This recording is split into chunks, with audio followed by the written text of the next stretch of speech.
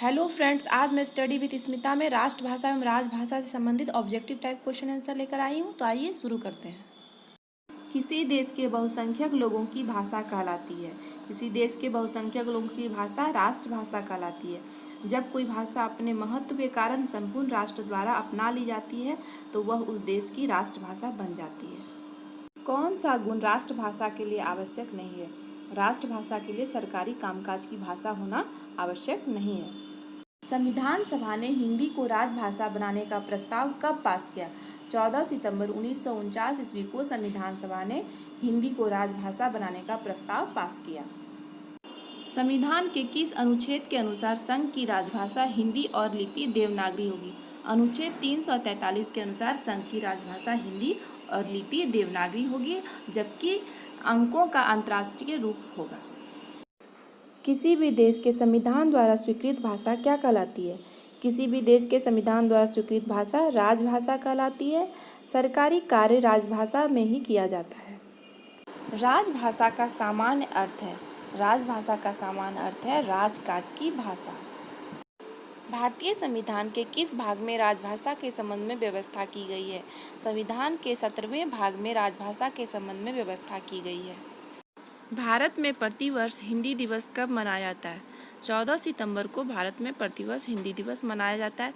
चूँकि इसी दिन 14 सितंबर 1949 ईस्वी को ही भारतीय संविधान द्वारा हिंदी को भारत की राजभाषा के रूप में स्वीकृत किया गया था, इसीलिए इस दिन हिंदी दिवस प्रत्येक वर्ष मनाया जाता है। किस अनुच्छेद के अनुसार संसद का कार्य हिंदी या अंग्रेजी में होगा? अनुच्छेद 120 के अनुसार संसद का कार्य या तो हिंदी में होगा या फिर अंग्रेजी में किया जाएगा।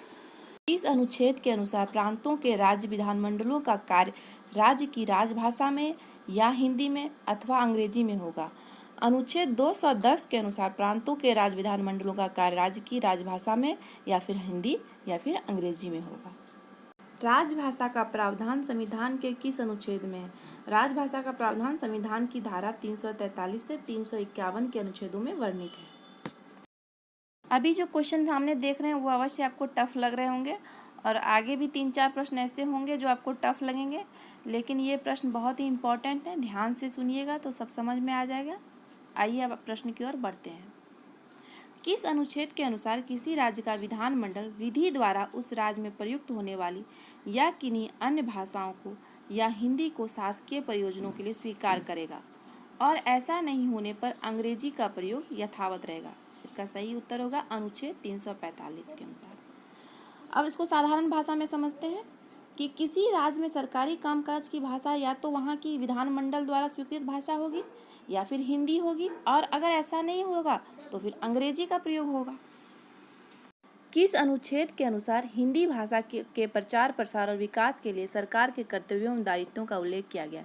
साथ ही 8वीं अनुसूची में उल्लेखित अन्य भारतीय भाषाओं की समृद्धि सुनिश्चित करना संघ का कर्तव्य होगा? अनुच्छेद 351 के अनुसार।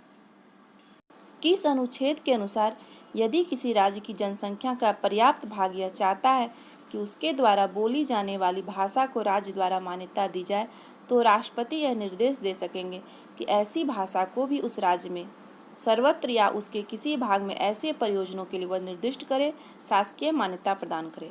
धारा 347 के अनुसार। किस अनुच्छेद के अनुसार राज्य भाषा संबंधी कोई विधेयक या फिर संशोधन प्रस्तुत करना चाहे तो उसे सर्वप्रथम राष्ट्रपति से मंजूरी लेनी पड़ेगी?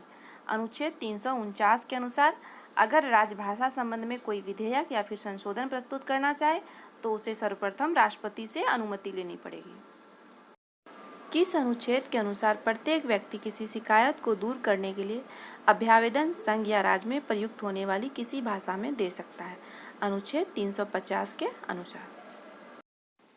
अनुच्छेद 348 के अनुसार जब तक संसद विधि द्वारा उपबद्ध न करे तब तक उच्चतम न्यायालय एवं प्रत्येक उच्च न्यायालय में सब तरह की कार्यवाही किस भाषा में होगी? इसका सही उत्तर होगा अंग्रेजी भाषा में। 8वीं अनुसूची में कौन सी भाषा नहीं है?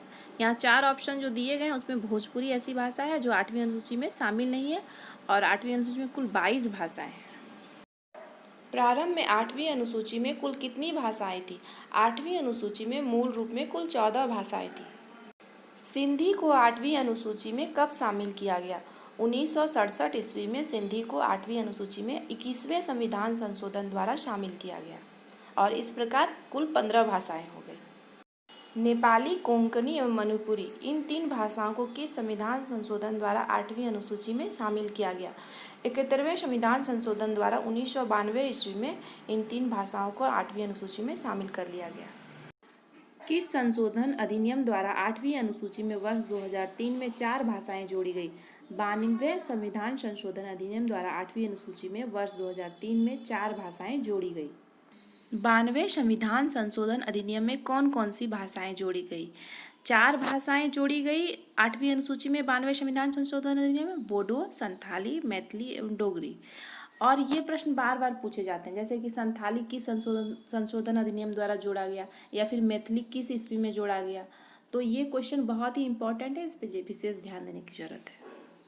राजभाषा आयोग का गठन संविधान के किस धारा के अंतर्गत किया गया?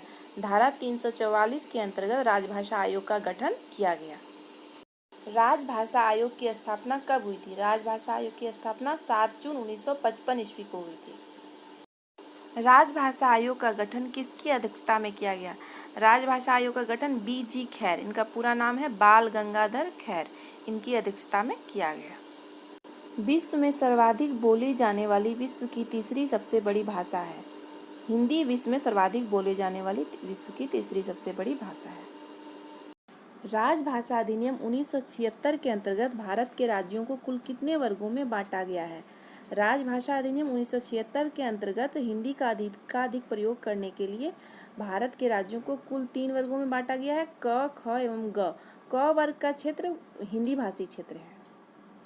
राजभाषा आयोग का गठन किसके द्वारा होता है? धारा 344 के अंतर्गत राजभाषा आयोग का गठन राष्ट्रपति के द्वारा होता है। राजभाषा आयोग 1955 के अनुसार भारत के प्रत्येक छात्र को कितनी उम्र तक हिंदी का ज्ञान करा देना चाहिए? 14 वर्ष तक हिंदी का ज्ञान भारत के प्रत्येक छात्र को करा देना चाहिए। संविधान की धारा 343 के अनुसार संविधान के प्रारंभ होने से कितने वर्ष की कालावधि अर्थात समय तक राजकीय प्रयोजनों के लिए हिंदी के साथ अंग्रेजी का भी प्रयोग होता रहेगा? 15 वर्षों तक। मातृभाषा में शिक्षा देने और भाषाई अल्पसंख्यकों के बारे में दिशा निर्देश का प्रावधान किस अनुच्छेद में किया गया है? अनुच्छेद 350 में।